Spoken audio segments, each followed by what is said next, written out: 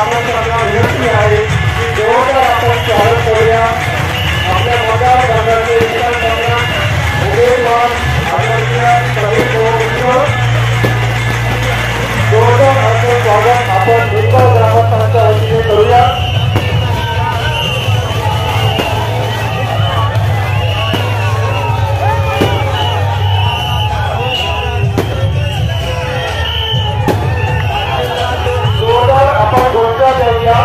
समीर भाऊ आगे बढ़ो, समीर भाऊ आगे बढ़ो।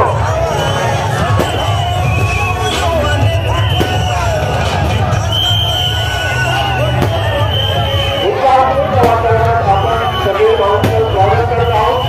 निमगावकरांच्या वतीने ग्रामस्थांच्या वतीने आपल्या मतदारसंघाचे विविध असे उमेदवार विकास पत्र आदरणीय समीर भाऊ भुजबळ यांची या समाजकडे आपण पाहिलं आहे आणि अतिशय उत्साह आहे परिवर्तनाचा।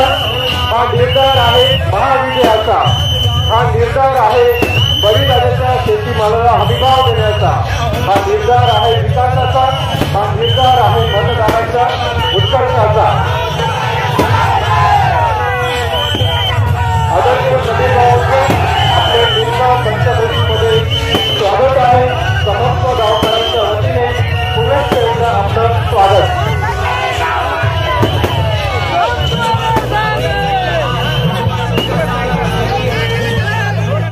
नांदगाव मनमाड विधानसभा मतदारसंघाचे विकास सम्राट उमेदवार आदरणीय समीर भाऊ भुजबळ यांचं या सभास्थळी आगमन झाले। आदरणीय भाऊ यांना ऐकण्यासाठी आपण या सभास्थळी उपस्थित झालेले आहात। आपण भाऊंचं स्वागत करूया। हा निर्धार महाविजयाचा, हा निर्धार परिवर्तनाचा आहे। भाऊ आपल्या या निमगाव पंचक्रोशीमध्ये या निमगाव ग्रामस्थांच्या वतीने स्वागत आहे। सर्व आपण स्वागत करूया आपल्या नांदगाव मनमाड विधानसभा मतदारसंघाचे विकास सम्राट उमेदवार आदरणीय समीर भाऊ भुजबळ। आपले लाडके उमेदवार समीर भाऊ आज आपल्याकडे मार्गदर्शन करण्यासाठी आलेले आणि मंचावर उपस्थित सर्व मान्यवर तसेच समोर असलेले मतदार बंधू भगिनींनो, भाऊ मी काही वरच्या लेवलचं भाषण करणार नाही, पण मागच्या काळामध्ये 2009 ते 2014 पर्यंत पंकज भाऊ आमदार असताना आमच्याकडे काय काय कामं दिले ते तुम्हाला सांगतो। इथे एक सभा मंडप दिलेलं आहे, भव्य असं सभा मंडप आहे माझ्या मंदिरासाठी। हा आमचा एक तलाव होता, त्याचं सुशोभीकरण केलंय। त्याचप्रमाणे मुस्लिम समाज पण आमच्याकडे आहे, त्यांच्याही कब्रस्थानाची एक एकर जागा होती, त्यांना सुद्धा कब्रस्थान बांधून दिले। तसेच श्री शौचालयासाठी काही शौचालय केले होते, अजून काही रस्त्यांचे काही पुलांचे कामं झालेले, परंतु तेवढ्याने आमचं काय भागणार नाही। अजून बरेच आमचे रस्ते आमच्या जिल्हा परिषद गटात रस्त्यांची परिस्थिती अतिशय म्हणजे फारच खराब आहे। आता तुम्ही दौऱ्यानिमित्त सगळे बघितलं असाल किती वाईट परिस्थिती आहे ती। तर आपण निवडून गेल्यानंतर आम्हाला त्या रस्त्यांची जी विल्हेवाट लागली आहे ते सगळे रस्ते डांबरीकरण झाले पाहिजे, पांढरे रस्ते झाले पाहिजे। त्याचबरोबर आमच्या गावात एक जलस्रोत योजना आहे, ती योजनेला आम्ही पंचायत समितीमध्ये असताना आम्ही फिल्टर प्लॅन योजना एस्टिमेट वगैरे सगळे तयार झाले होते, परंतु वरच्या लेवलला ते काही मंजुरी मिळाली नाही। ते काम मोठं पेंडिंग आहे। पाण्याचा प्रश्न आमचा गंभीर आहे, पिण्याच्या पाण्याचा प्रश्न म्हणजे पाणी येतं जलस्रोताचं, पण पिण्यासाठी चालत नाही, म्हणून तो फिल्टर प्लॅन हा आपला निवडून आल्यानंतर करून द्यायचा आहे। त्याचबरोबर आमच्या या जिल्हा परिषद गटामध्ये मेवणा गाव असं आहे तर तिथे पण पाण्याचा प्रश्न म्हणजे दुष्काळ आला पाणी राहत नाही, त्यासाठी एक स्वतंत्र योजना आपण गिरणा डॅम ती पण एक मंजूर करून द्यावी। चौकटपाडा गाव आहे तिथे पण पाण्याचा प्रश्न आहे, तिथे पण एक स्वतंत्र योजना मंजूर करून द्यावी। तसेच मेवणा गावामध्ये आणि निमगाव या परिसरामध्ये जनावर पण भरपूर आमचे शेतकरी वर्गाकडे आहे, गाई म्हशी वगैरे, परंतु ज्या गायीचे प्रमाण आहे त्या गायीचे आहेत त्या जर्सी गाई म्हणून आहेत जास्त करी जास्त, तर त्यांना याला आमच्याकडे चांगला डॉक्टर उपलब्ध नाही आणि त्यांना मेडिसिन उपलब्ध होत नाही आणि महागडे मेडिसिन असल्यामुळे ते आजकाल लोकांना परवडत नाही शेतकऱ्यांना. तर जेणेकरून पशुधन योजना अशी काही राबवावी तर आमच्या शेतकऱ्यांना सरकार मोफत औषधे मिळाली पाहिजे अशी एखादी योजना आपण त्याबरोबर राबवण्यात यावी पुढच्या काळात. तसेच आमचं निंबाची गाव आहे, निंबाची गावाच्या बाजूला एक शेवाळनगरच्या बाजूला एक कहार धरण म्हणून एक मोठा कॅचमेंट एरिया आहे. तिथे जर आपण एक तिथे कहार नाव आहे त्याला, ज्याचे साहेब त्यावेळेस उपमुख्यमंत्री असताना मी साहेबांना एक पत्रव्यवहार केला होता. साहेबांनी मला वाटतं धुळ्याच्या व्यापार विभागाला पत्र पण दिलेलं होतं तर तिथे सर्वे करून मला ते कळवावं होतं. परंतु तो विषय नंतरच्या काळात पेंडिंग पडलेला आहे. जर ते धरण जर मंजूर झालं हो तर तिथून आमच्या या आजूबाजूच्या खेड्यांना पाण्याचं पाणी येऊ शकतं. आमच्या शेतकऱ्यांचा पाण्याचा प्रश्न तिथे बऱ्यापैकी कमी होऊ शकतो. हा प्रश्न अत्यंत महत्वाचा आहे आणि आतापर्यंत कोणी त्याच्याकडे लक्ष दिलेलं नाही. फक्त साहेबांनी मी विषय मांडल्यामुळे मला त्यावेळेस एक पत्र तयार करून दिलं होतं. तेवढाच विषय पेंडिंग आहे, तो पुढे आपण पूर्णत्वास न्यावा आणि हा आमचा एकदम महत्वाचा आणि कळकळीचा मुद्दा आहे. आणि आमच्या गावामध्ये एक बँक राष्ट्रीयकृत बँक आहे, महाराष्ट्र बँक, तेवढी एकच बँक आहे. आता हे 1500 रुपये काय ते 1500 रुपये जे दिले आहेत सरकारने लाडकी बहीण योजनेचे, त्याच्यामुळे आता बँकेत इतकी गर्दी झाली. पूर्वी पण पैसे उपलब्ध होत नव्हते आणि ते एक बँकेची अडचण आम्हा शेतकऱ्यांना इतका त्रास आहे इथे तर काय पूर्ण होत नाही. तर आपण एखादी व्यापारी बँक म्हणा किंवा आणखी एखादी राष्ट्रीयकृत बँक जर जोडता येत असेल तर आमच्या या गावात किंवा आमच्या या आजूबाजूच्या निंबाजूला गटाच्या या गावासाठी एक चांगली बँक आहे ते आपण प्रस्थापित करावी अशी पण आमची आपल्याकडे मागणी आहे. आणि या सगळ्या मागण्या आपण निवडून आल्यानंतरच करायचे आहेत. आपले काय शब्द आम्ही तुमच्याकडून घेतोय फक्त. आणि भाऊची निशाणी शिट्टी आहे. येत्या 20 तारखेला आपण सगळ्यांनी नंबर 9 आहे त्या 9 नंबर समोर शिट्टीच्या समोर बटन दाबून भाऊना प्रचंड मताने आपल्याला विजय करायचा आहे हे आपणास मी आज विनंती करत आहे. आमच्या गावाचं निंबाचं मतदान 6000च्या आसपास आहे. 6042च्या आसपास मतदान होईल. पण ह्या निंगाव गावातून आपणास आम्ही आमच्या सगळ्या मतदारांच्या वतीने गावाच्या वतीने 200-300 का मतं होईल पण आपल्याला जास्त देऊ एवढं बोलतो. मी विनंती करतो की ज्यांना आपण सध्या व्हिडिओ क्लिप मध्ये खूप जास्त पाहिले असे शेखर दादा पगार यांना मी विनंती करतो की त्यांनी आपलं मार्गदर्शन करायचं.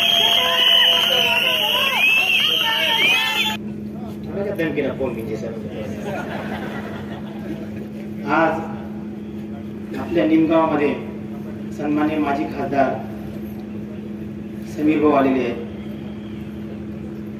त्यांची निशाणी शिट्टी आहे कारण निशाणी सांगणं पहिले गरजेचं आहे.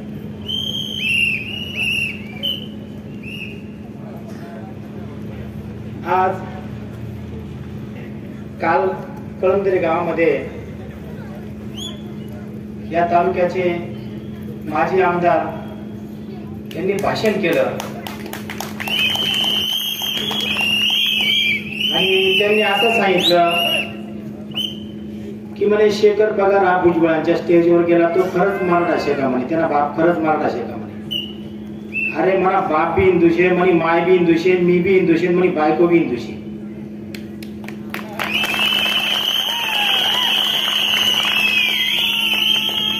याच निमगाव मना वडीलना आत्ते भाऊ गावशे डॉक्टर बैरामजी हिरे माझ्या वडिलांचे आत्ते भाऊ आहेत, ते पण मराठा हिंदू आहे.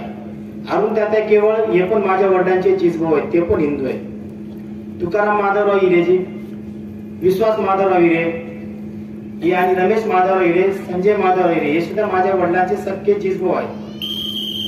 बापूसाहेब कवडे आमची व्यायी आहे. त्याच्यानंतर बबी काका आमचे नातेवाईक आहेत. अरे 1,40,000 मराठा समाज आमना आणि तू 1,40,000 माळा समाजने आईबीन काढस वरून सांगस की आमने अभिमान छे तू भुजबळ स्टेजवर घ्या म्हणून तुम्ही आईबीने बोलायला आहे. अरे लाज वाटायला पाहिजे मुख्यमंत्री सुद्धा तू असा व्यक्तीला तिकीट दिले की तो लोकसनी मायबीन काढस आणि तुम्ही 1500 वरून भीक आमने नको आमने आईबीननी इज्जत प्यारी शामने तुला 1500 रुपये प्यारा नाही. आपल्या धर्मामध्ये संस्कृती आहे की आपण परमेश्वरापेक्षा आपल्या आई वडिलांना जास्त मान देतो. मला वडिलांवर जरी शिवी दिली असती तरी एक दिवस मी समजू शकलो असतो. या नांदगाव तालुक्यातील नव्हे तर महाराष्ट्रातील एकाही व्यक्तीला ज्या आमदारांनी शिव्या दिल्या त्या पटलेल्या नाहीत. तुला वातावरण लई चांगलं होतं रे, पण तुला ये व म्हैस लाल सिंग असं तुला करायला काहीच गरज नव्हती.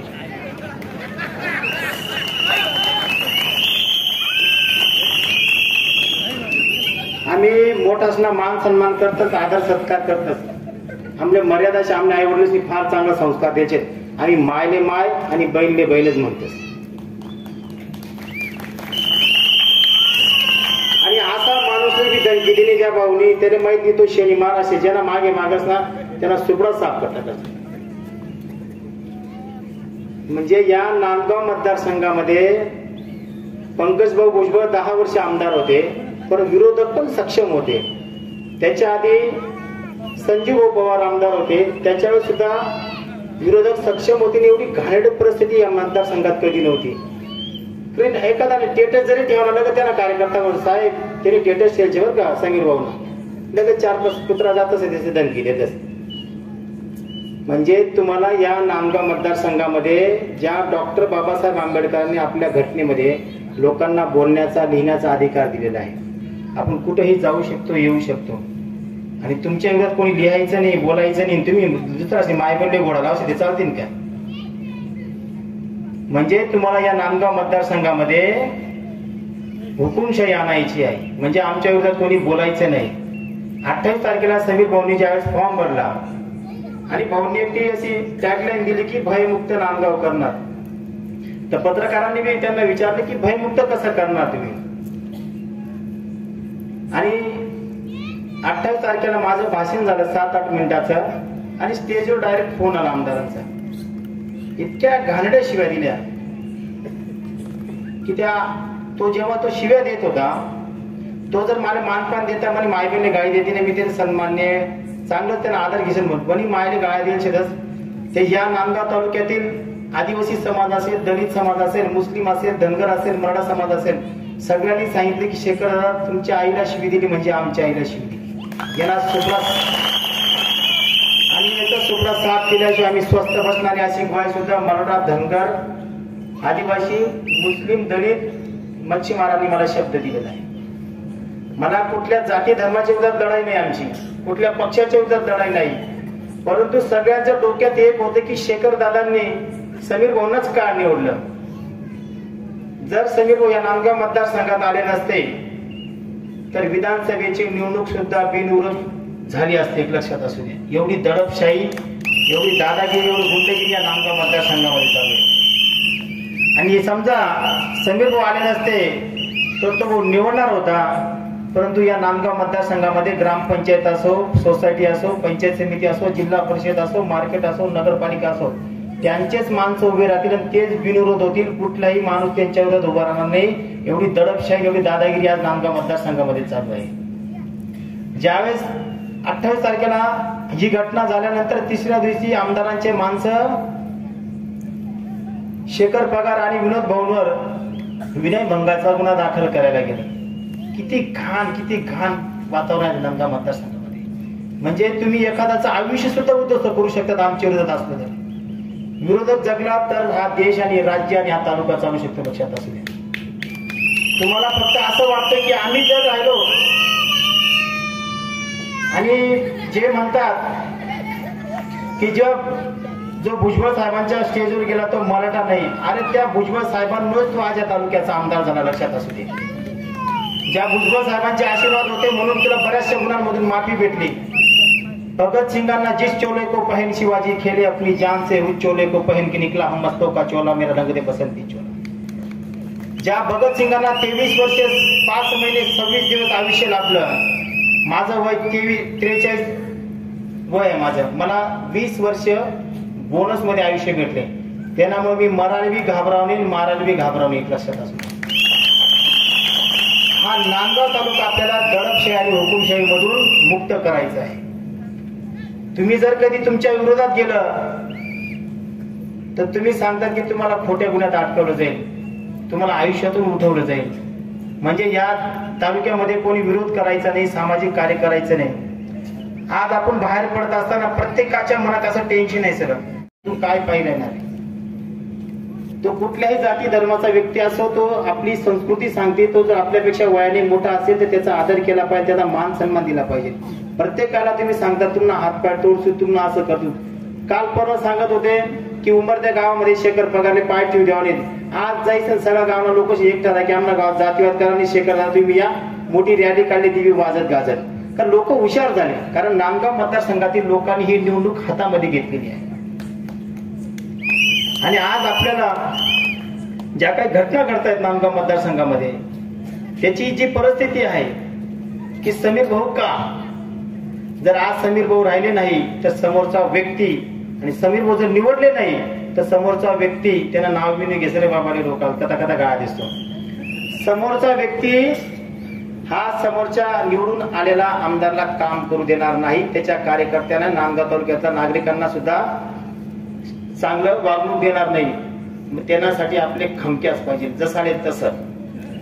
आणि त्याच्यासाठी आज आपल्याला समीर भाऊंना निवडून देणं गरजेचं आहे. कुठल्याही जातीपातीत न पडता, कुठल्याही अफवांवर विश्वास न ठेवता. छत्रपती शिवाजी महाराजांची शिकवण होती की आपली लढाई कुठल्याही जाती धर्माच्या विरोधात नव्हती, ती लढाई आपली अन्याय आणि अत्याचाराच्या विरोधात होती. म्हणजे या 5 वर्षामध्ये ज्या ज्या लोकांवर अन्याय झाले, ज्या ज्या लोकांवर अत्याचार झाले, त्याची चीड निर्माण झाली. म्हणून हे लोक आज इथे जमतात आणि मोठ्या प्रमाणात भाऊंचं स्वेच्छेने मोठे मोठे स्वागत करतायत. इतिहास नोंद घेत असतो. गोरगरिबांचे अश्रू पुसण्यातच आमचा खरा विठ्ठल आहे, असे 400 वर्षापूर्वी संत तुकाराम महाराजांनी सांगितले. म्हणून जाता जाता एकच सांगेल भाऊ की तुम्ही जर निवडून आले, आज तुमच्या स्टेजवर लोक सुद्धा यायला घाबरतात, परंतु आमच्यासारखा कुठे लोक विसरू नका, एवढीच नम्र विनंती आहे. कारण आज तुमच्या संकट काळी आणि या दहशतीच्या वातावरणामध्ये सर्वसामान्य जनता तुमच्या पाठीशी, जनतेला विसरू नका आणि आमच्यासारख्या सर्वसामान्य कार्यकर्त्यांना विसरू नका. एवढं बोलून थांबतो. जय हिंद, जय महाराष्ट्र. यानंतर मी विनंती करतो की आज आपल्या सर्वांचे लाडके नेते, आपल्या निमगाव या गावी आदरणीय माजी खासदार समीर भाऊ हे प्रचारासाठी आज आपल्या इथं आलेले आहेत. भाऊंनी अपक्ष उमेदवारी का केली याचं उत्तर जिल्हा उपजिल्हा प्रमुख आहेत आणि ते आज आपल्या मंचावर आले. म्हणून मी भाऊंना विनंती करतो की त्यांचं स्वागत आपल्याला करायचं आहे.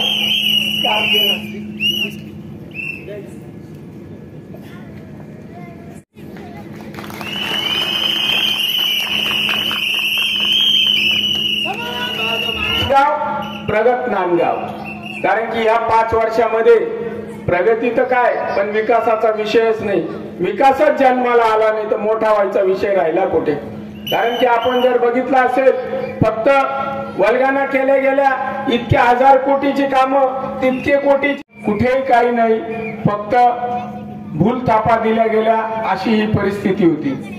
आताच बोलताना दीपक भाऊंनी एक विषय सांगितला, तो म्हणजे लिंबायतीच्या कहार बंधाऱ्याचा. तर मित्रांनो, मी आपल्याला सांगू इच्छितो, पंकज भाऊ ज्या वेळेस आमदार होते त्यावेळेस आपण कहार बंधारा असेल किंवा वेळगावचा एक बंधारा आहे, तो बंधारा आणि हा कहार बंधारा, हे दोघेही बंधारे फॉरेस्ट एरियामध्ये येतात आणि फॉरेस्ट एरियामध्ये येत असताना त्यांचा पाठपुरावा केला गेला. परंतु जो वेळगावचा बंधारा आहे त्याला फॉरेस्टचा एरिया जो आहे तो कमी लागत होता, त्यामुळे तो मंजूर झाला आणि 5 कोटीचा तो बंधारा त्यावेळेस बांधण्यात आला. आज तो बंधारा तुडुंब भरलेला आहे आणि कहार बंधारा जो आहे तो आपला त्यावेळेस बाकी राहिला. जो बंधारा झाला झाडीचा, तो बंधारा सुकी नदीवर बांधण्यात आला, पण त्या बंधाऱ्याला स्वतःचा कॅचमेंट एरिया म्हणजे पाण्याचा स्रोत हा अजिबात नव्हता. कारण त्या नदीचा उगमच तिथं झाला आणि बंधाराही तिथं आला, त्यामुळे तो बंधारा कधीच भरत नव्हता.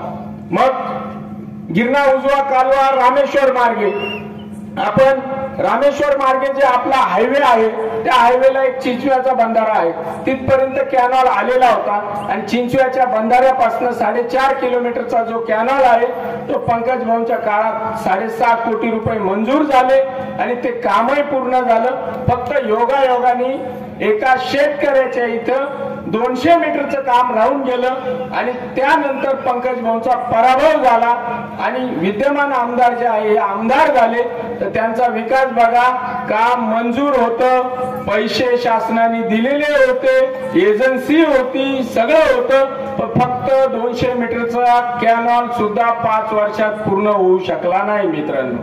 तो तसाच पडून राहिला आणि ते काम प्रलंबित राहिलं। आज आपण सर्वजण, मी याच भागातला आहे की आपण सर्वजण भाऊंना एकच विनंती करू की भाऊ ते 200 मीटरचं जे काम आहे ते पूर्ण झाल्यानंतर झाडी बंधाऱ्यात पाणी पडू शकतं, कॅनॉलचं काम पूर्ण झालेलं आहे। त्याच्यानंतर झाडी ते नाग्या साग्या हे साधारणतः 7.5 ते 8 किलोमीटरचं एक अंतर आहे, त्याचा पण सर्वे केलेला आहे आणि तो 42 कोटीचा प्रस्ताव हा शासनाला त्या काळात दाखल करण्यात आलेला आहे। तो जर झाला तर जे निंबईती गाव असेल तिथं गलाटी नदी आहे, त्या गलाटी नदीचा जो उगम आहे तो निंबईतीच्या डोंगरामध्ये होतो आणि त्या डोंगरामध्ये जर तो कॅनॉल तिथनच जाणार आहे, ते पाणी जर तिथं पडलं तर तो विषय आपला निंबईतीचा पाण्याचा सुद्धा मिटणार आहे। कारण निंबईतीची जी नदी आहे हिचा शेवट जो होतो तो गिलाने गावात होतो, म्हणजे जे गावांमध्ये आहे, निंबुला असेल, गिलाना असेल, चौकटपाडे असेल, जाटपाडे असेल, या सगळ्या गावांना त्या पाण्याचा फायदा होणार आहे। आपण एक गोष्ट बघितली असेल मित्रांनो, आणि हे करू शकतं तर कोण, तर फक्त भुजबळ कंपनी। कारण तुम्ही बघितलं सगळ्या नेत्यांनीच म्हटलं आहे, फडणवीस साहेब असतील किंवा अजितदादा असतील, सगळ्यांनी सांगितलं आहे की भुजबळ हा एक ब्रँड आहे आणि तो ब्रँडच आहे आणि तो ब्रँडच हे काम करू शकतो मित्रांनो। कारण की साहेबांनी मांजरपाड्याचं पाणी 162 किलोमीटर पाणी नेलं।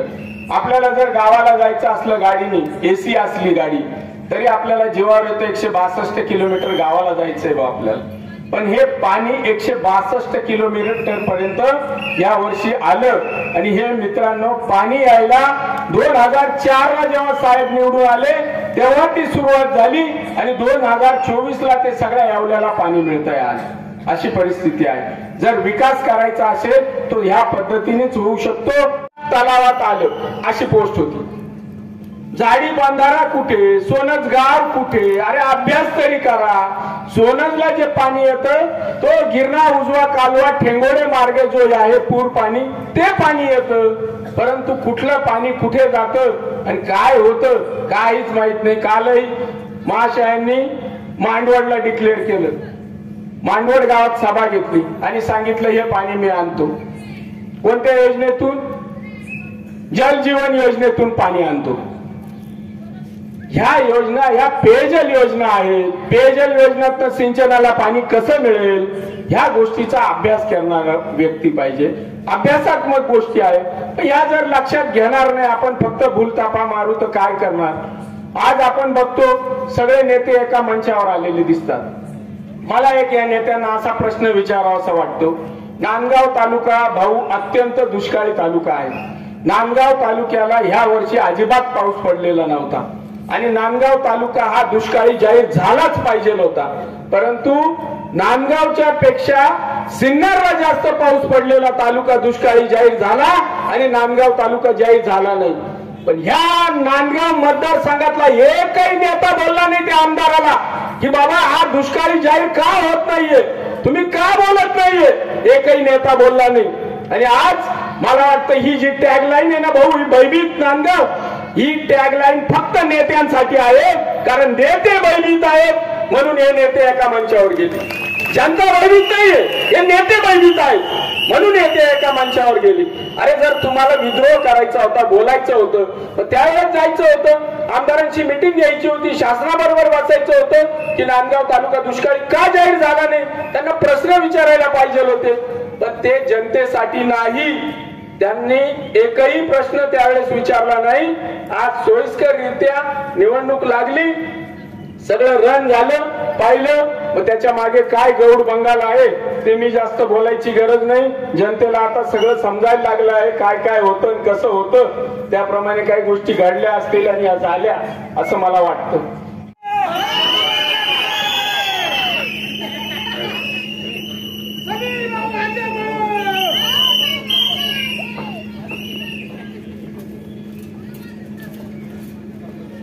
मंचावर उपस्थित असलेले सन्माननीय श्री पंकजी शेवाळे, दीपक आहिरेजी, समाधान देतकरजी, राजाभाऊ खेमनार, रतन हलवारजी, शेखर पकारजी, दत्तू शेवाळे, समाधान शेवाळे, वाल्मिक जगताप, संतोष जाधव व सर्व मान्यवर आणि मोठ्या संख्येने जमलेले बंधूंनो आणि भगिनींनो, सर्वप्रथम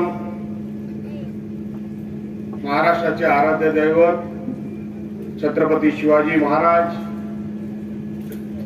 महात्मा ज्योतिराव फुले, सावित्रीबाई फुले, डॉक्टर बाबासाहेब आंबेडकर, शाहू महाराज व सर्व महापुरुषांना अभिवादन करतो. त्याचबरोबर या मतदारसंघाचे ज्यांनी अथक प्रयत्न करून या मतदारसंघाचा कायापालट करण्याचा प्रयत्न केला ते आदरणीय भाऊसाहेबजी हिरे, शिवरामजी हिरे यांना विनम्र आदरांजली वाहतो. खरं म्हणजे निवडणुकीच्या पार्श्वभूमीवर आज आम्ही आपल्या निमगावच्या या प्रांगणामध्ये ही प्रचार सभा होत आहे. काही दिवसांपूर्वी मी येऊन गेलो, मंदिरातच आम्ही बसलेलो, अनेक विषयांवर चर्चा झाली. फॉर्म भरायच्या आधी मी आलेलो होतो की बाबा काय परिस्थिती राहील, काय अडचणी आहेत, काय समस्या आहेत. आणि गुरुजींनी जे सांगितलं की बाबा फार वेगवेगळ्या प्रकारावर जी आहे चर्चा झाली आणि खास करून पाण्याच्या संदर्भात चर्चा झाली.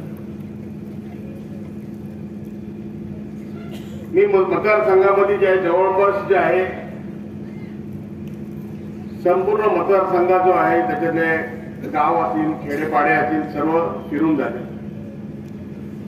मला 2 राऊंड झाले माझे आणि सगळीकडे जे आहे प्रश्न जे आहे समान आहे. रस्त्याची वाताहत आहे, पिण्याची पाण्याची सोय नाही, सिंचनाच्या पाण्याची सोय नाही, रुग्णालय नाही,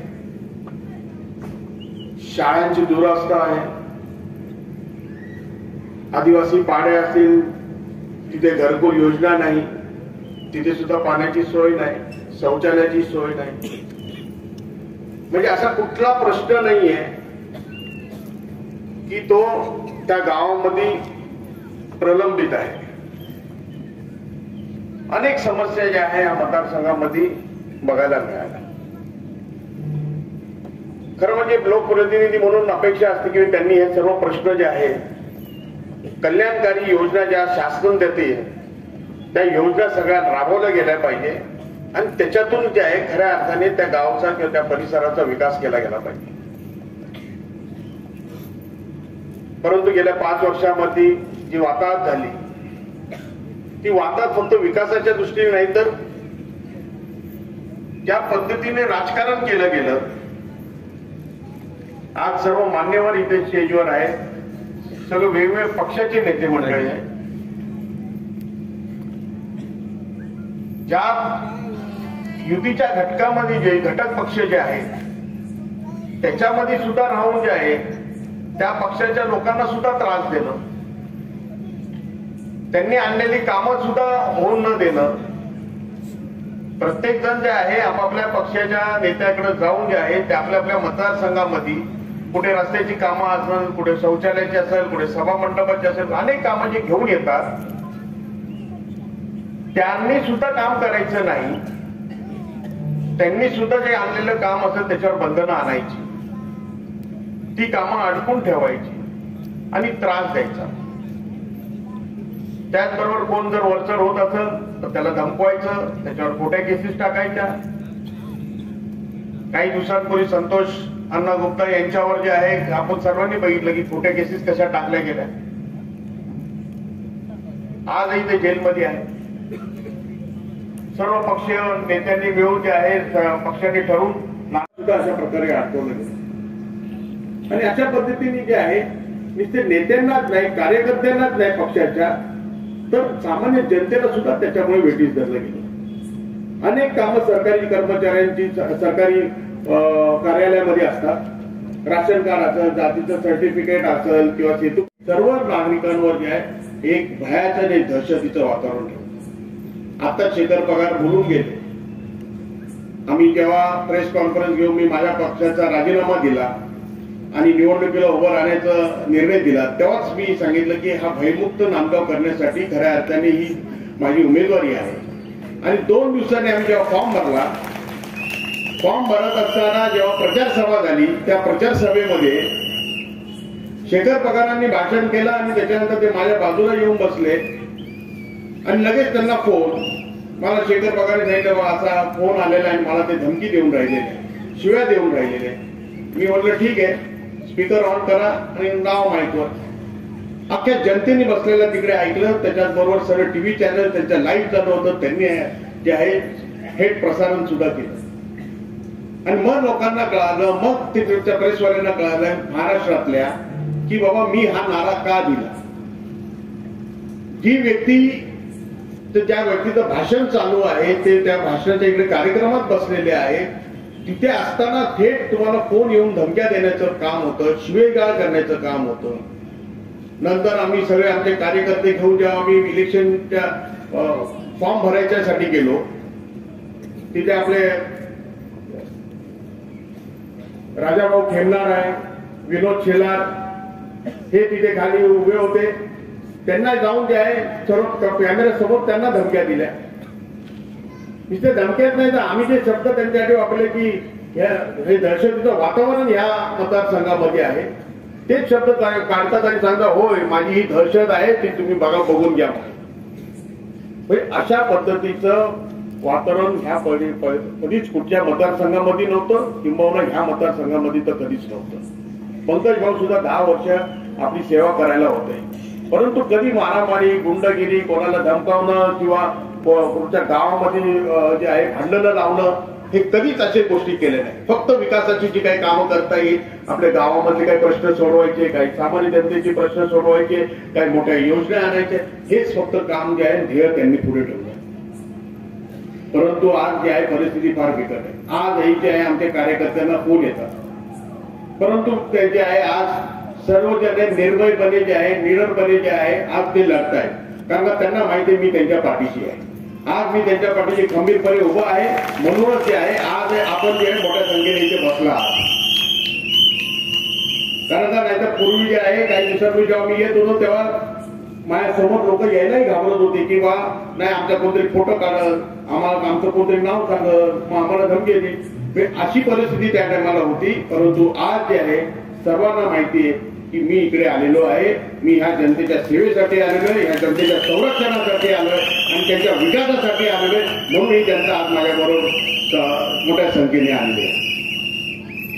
खरं म्हणजे आज जेही इकडे बाकीचे येतात उमेदवार,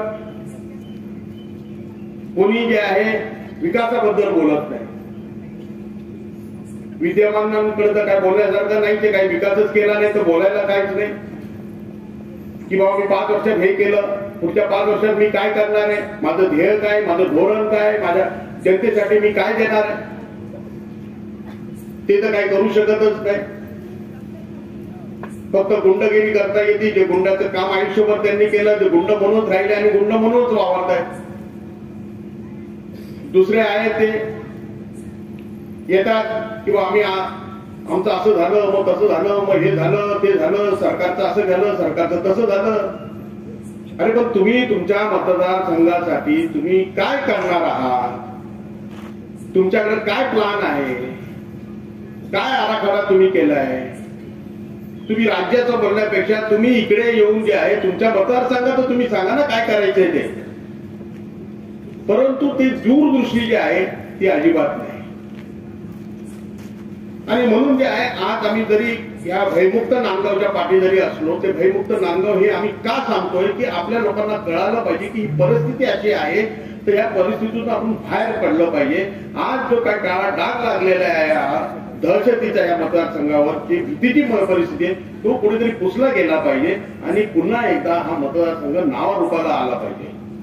आज अनेक आपल्याला विकासाची कामं करायची. आपल्या निश्चितच सिंचनाचा पाण्याचा प्रश्न आहे. भुजबळ साहेबांनी जे आहे त्या साईडला तो पाणी मांजरपाडा झालाच नसतं तर इथे पाण्याची मागणी सुद्धा झाली नसती. परंतु आज तो मांजरपाड्याचं काम झालं. अनेक वर्ष लागले, अनेक मेहनत त्याच्यावर झाली, त्यामुळे ते येवल्याला पाणी पोहोचलं. आज तिकडे येवल्याची जनता जी आहे त्या पट्ट्यामध्ये पूर्ण पाण्याखाली तिकडचे सगळं शेती आलेली आहे. पिण्याच्या पाण्यासाठी सुद्धा तिकडे 38 गाव पाण्याची योजना असेल, 42 गाव पाण्याची योजना असेल, 16 गाव पाण्याचे प्रत्येक जे आहे वेगवेगळे क्लस्टर जे आहे ते पाणी पुरवठा जे योजना जे आहे ते तिकडे कार्यान्वित झालेल्या आहेत. काही जे आहेत पुढच्या या महिन्याच्या अखेरीपर्यंत होणार आहे. म्हणजे प्रत्येक घरामध्ये जे आहे नळ पाणी योजना, शुद्ध पाणी फिल्टरचं ते घराघरामध्ये पोहोचणार आहे. एक नांदगावच्या आपल्या या बॉर्डरला जे असणार राजापूर आहे तिकडे 42 गाव पाणी पुरवठा योजना आहे. नांदूर मधमेश्वर निफाड मध्ये असणाऱ्या धरणातून 80 किलोमीटरच्या लाईननी पाणी आणलेलं आहे. 42 गावं जे आहेत त्याच्या अखत्यारीत येणार आहे आणि त्याच्यामुळे तेवढ्या सर्व गावांना पिण्याचं शुद्ध पाणी मिळणार आहे. सिंचनाचं तर मोठं काम झालं, पिण्याच्या पाण्याचं काम झालं, तो का नाही इकडे हे सगळ्या गोष्टी झाल्या. ह्याच सरकारमध्ये आम्ही होतो, ह्याच सरकारच्या वतीने आम्ही सगळी कामं केली, तर ह्याच सरकारच्या माध्यमातून इथे सुद्धा ही कामं झाली असती, पण ती का नाही झाली हा सर्वात मोठा प्रश्न. म्हणून आपल्या सर्वांना विचार करण्याची वेळ आलेली आहे. आपल्याला आता बदल घडवावा लागेल. आपल्या मुलाबाळांच्या भवितव्यासाठी बदल घडवावा लागेल. अनेक आपल्याला कामं करायची, रस्त्याची कामं, पाण्याचं सगळं सिंचनाचं काम असं, पिण्याच्या पाण्याचं असं, रुग्णालय करायचंय, अँब्युलन्सची सोय नाही त्याची व्यवस्था करायला पाहिजे.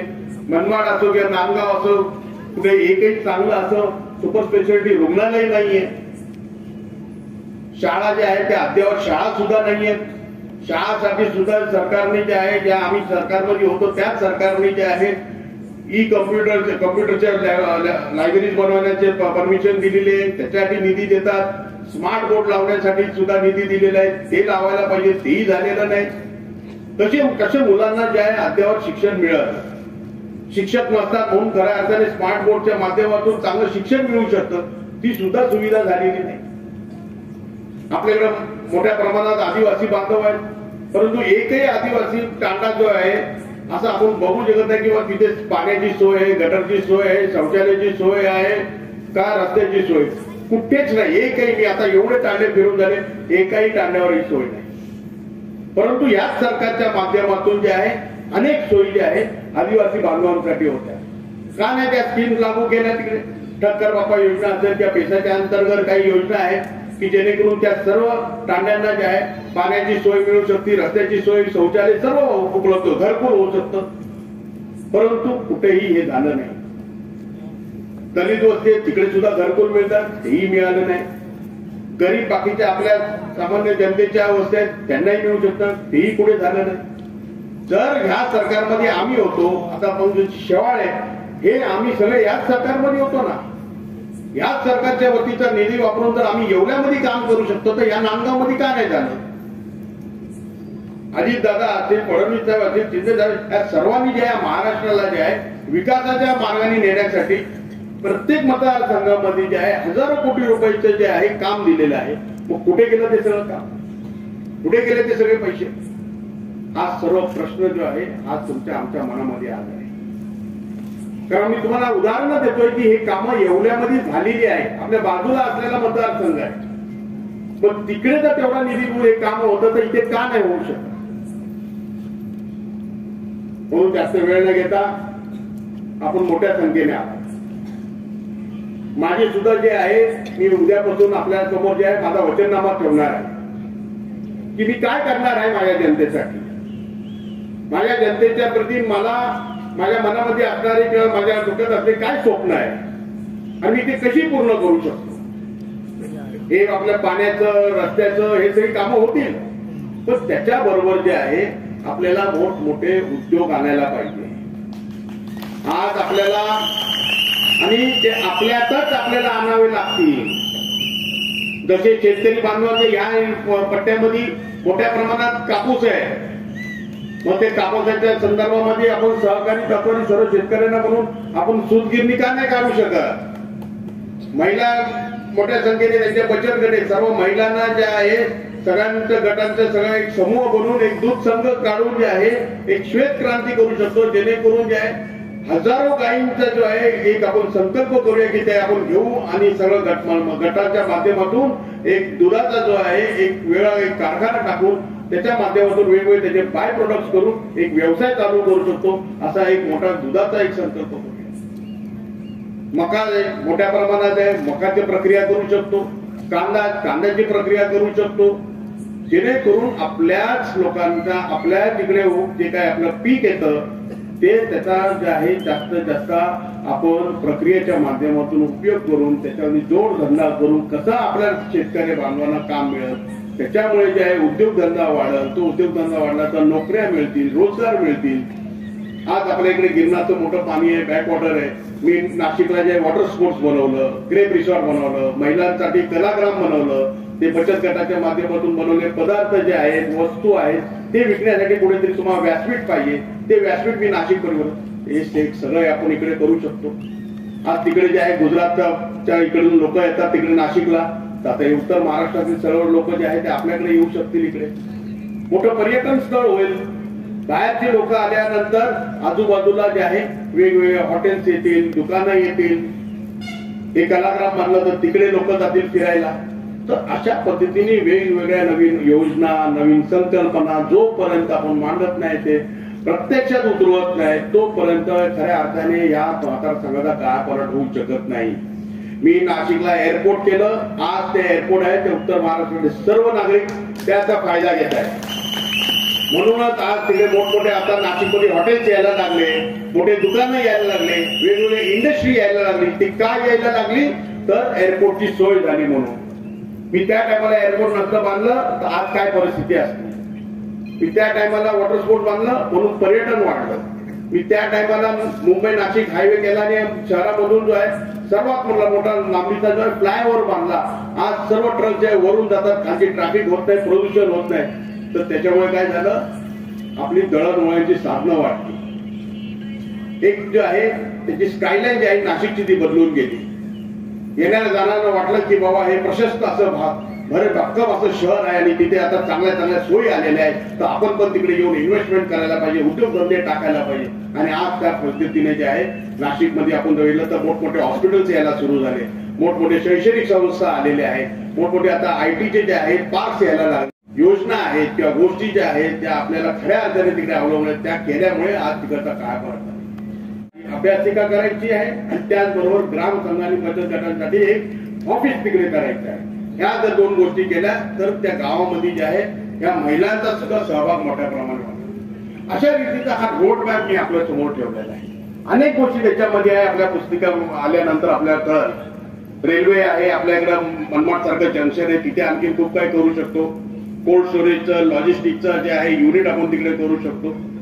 अनेक कल्पना ज्या आहेत आपल्या मनामध्ये आहे, डोक्यामध्ये आहे, ज्या प्रत्यक्षात त्याच्याबद्दलची भूमिका आम्ही नाशिकमध्ये असेल एवढ्यामध्ये घेतलेली आहे आणि तेच आता आपल्याला प्रत्यक्षदर्शी आपल्या या मतदारसंघामध्ये उतरवायचं आहे. फक्त साथ हवी आहे आपली. मी आज ज्या कारणाने माझा राष्ट्रवादी काँग्रेस पक्षाचा राजीनामा मुंबई अध्यक्षाचा देऊन मी आपल्या सेवेसाठी आलो. कारण मला सर्वांनी इकडची परिस्थिती सांगितली आणि ही जी परिस्थिती एवढी बिकट होती की ज्या पंकज भाऊंवर आपण प्रेम दाखवलं, आशीर्वाद दिले आणि त्यांनी पंकज भाऊंनी ज्या पद्धतीने आपली सेवा केली आणि ती जनता कुठेतरी अडचणीत आलेली आहे आणि त्या जनतेचे प्रश्न सुटत नाहीये. फक्त जे आहे दहशतीचं वातावरण झालंय, भयाचं वातावरण झालेलं आहे, विकासाचं कुठचंच काम होत नाहीये. आणि मग मला वाटलं की नाही, मी सुद्धा या जनतेवर ज्यांनी पंकज भाऊंवर जे अतोनात असं प्रेम केलं, आशीर्वाद दिले, त्यांच्या सेवेसाठी जाण्याची आवश्यकता आहे. आणि म्हणूनच मी जे आहे आपल्या सर्वांच्या सेवेसाठी आलेलो आहे.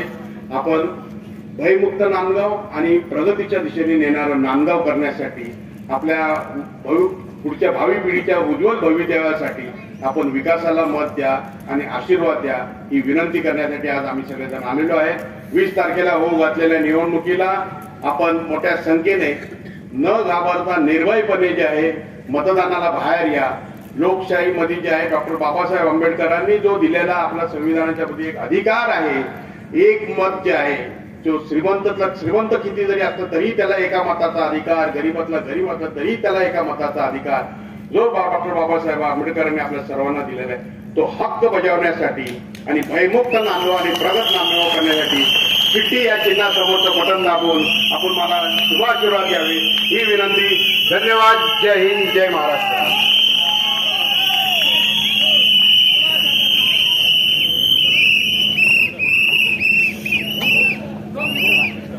विनंती करतो की आदरणीय भाऊंचा सत्कार या ठिकाणी करायचा आहे. समीर भाऊ आगे बढो. हा सत्कार समारंभ या ठिकाणी झालेला आहे.